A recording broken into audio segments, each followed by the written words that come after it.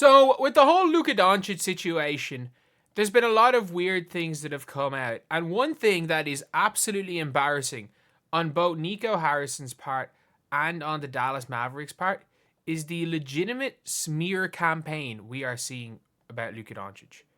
It's horrible to see. We are seeing a smear campaign of the second greatest player in the history of your franchise. And if you guys think it's a joke as well, subscribe. We're trying to hit 10,350 by the end of the day. We are only 8 subscribers off doing that. But in my opinion, this is something that's just not right. It's just not right, and it's not something that a team should be doing.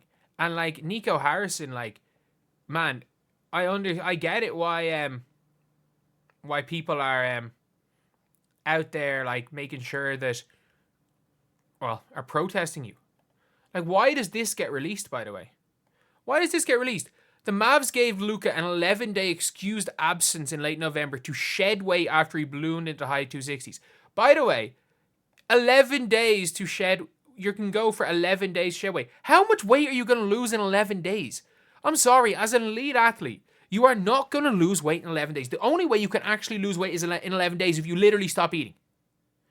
That is literally the only way. In 11 days, you can start dropping the pounds. In 11 days, and it is if you stop eating.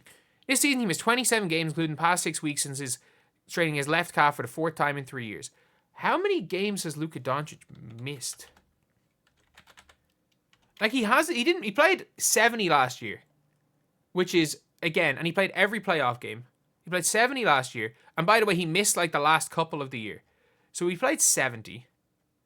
He played 66 the year before, 65, 66, 61 out of 70.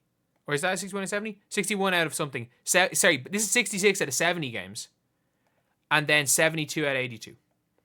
So he's played, this is the first season he's missed like a significant amount of time. And by the way, in 22-23, they sat him in games. He missed 17 games one year. Okay. Missed 17. That's the most games he's missed in a year. Like, up to this year. This is the first, like, major injury he's had. This is the first major injury he's had in his career. What are you on about? He strained his left calf for the 3rd time in 4 years. Like, again, missed a couple of games here and there based on injuries? And it's a calf strain. I'm sorry, like, it's one of those things where, do you have that much of a difference if you lose 10 pounds? No. He ballooned into the 260s. Okay, cool. Then what does an 11-day absence, and why do you put this out there? Why do you put this out there too? If this is true, it's ridiculous. The primary reason for the 11-day absence was attributed to a right wrist sprain, which was to provide him time to shed weight. 11 days. 11 days. 11 days.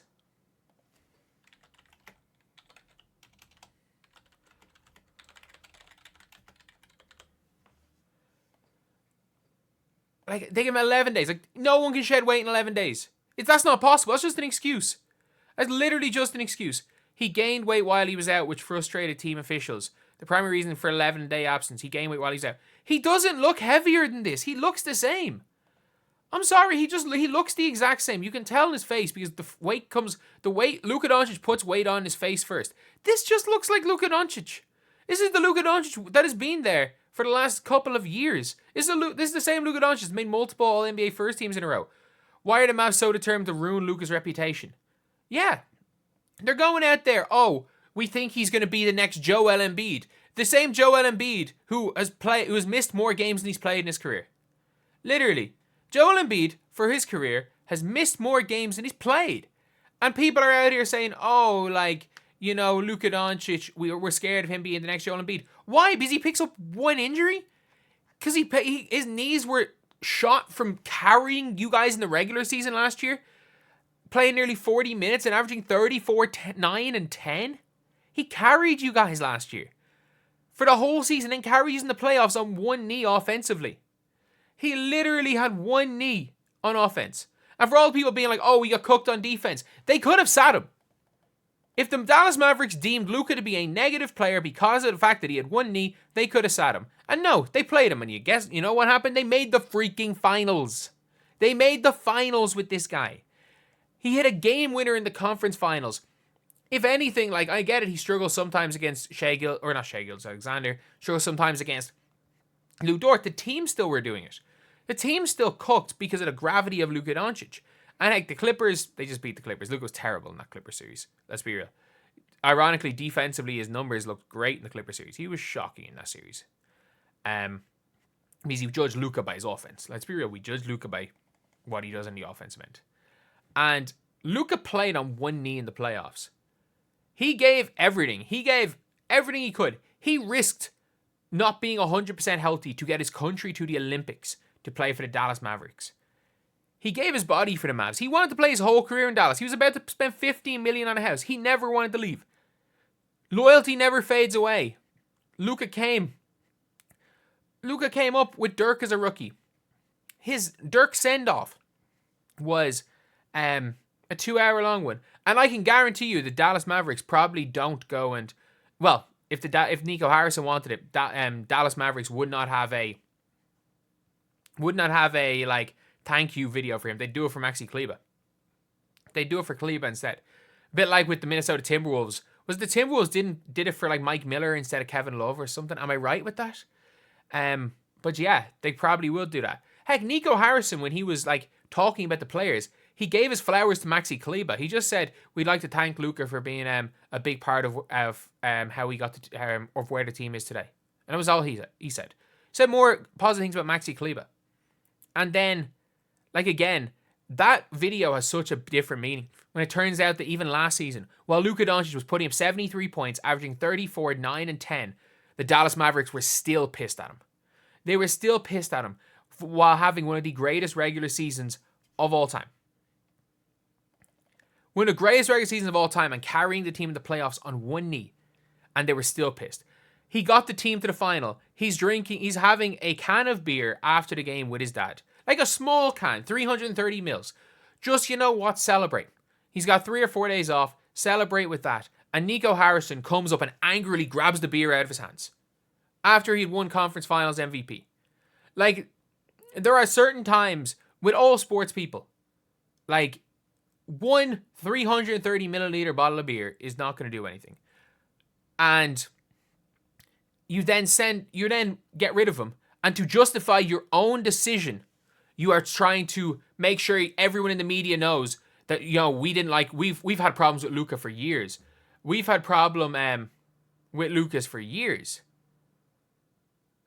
Like, this is the issue. Like, they are literally going on a smear campaign right now about Luka Doncic, and it's an embarrassment. It's an absolute embarrassment, to be honest. And yeah, like, I can't believe this. Like, as someone who liked the Mavs through Dirk, really liked the Mavs with Luka, and I actually don't know if it's like Mark Cuban's trying to distance himself from this whole thing. Mark Cuban's every response is, "I don't own the team. I don't own the team anymore. I don't own the team." That is every single response. And then there's all these type of things being like, Mavs he complained that they got rid of everyone that he liked in the organization. Like Nico this looks like an organized thing to get because they wanted to get out of Luka. This actually does. Like, I've been reading some stuff on like Mavs insiders. They're like, this is actually something that like seems like they just wanted to get rid of him. It's like there's trading your franchise player, there's not getting fair value back, then there's stabbing him in the back and blindsiding him, and there's doing all this after firing all his confidence within the organization. Like, they wanted to break Luka Doncic, and they still want to break Luka Doncic. This is personal. This is legitimate. This is personal from people in the Dallas Mavericks with Luka Doncic. This has gone far from the NBA as a business. This is personal. They did not care what they got back for Luka Doncic. They just wanted him gone. They wanted him gone. And they were willing to deal with the backlash, but what they weren't willing to deal with was, you know, all the like news thing while trying to get rid of him for weeks and weeks. They wouldn't want like a Luka mare and Luka being disgruntled and the fans turning on them before they can do the deal.